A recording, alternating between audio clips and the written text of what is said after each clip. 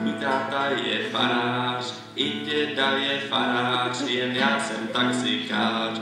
Holt jabko padlo dál a tak lidi obírám.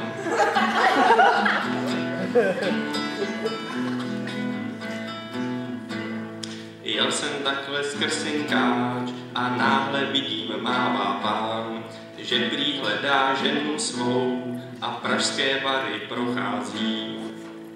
Zajeď se mnou na pár, já zálou z ATM vyndám. Chvíli u DIčka jsme čekali, pak 2 emičky vyvalil. Nech si je jako zálohu a teď najdeme tu mou ženu.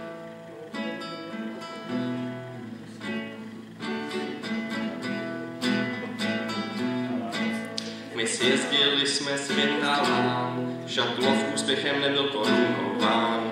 Pak říká, odvez mne už najíždát, snad ráno se s ní shledám.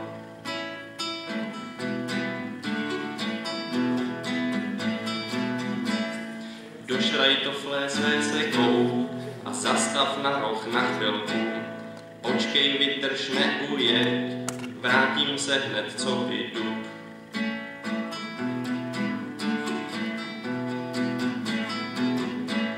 Přijeli jsme do Radimovické na TXM kolem 600.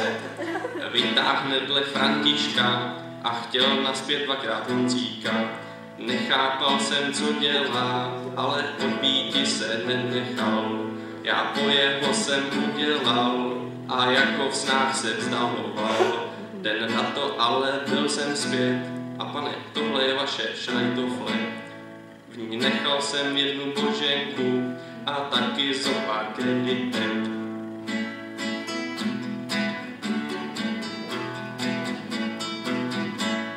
Říkám to hned Danovi a on, to víš, za chyby se platí.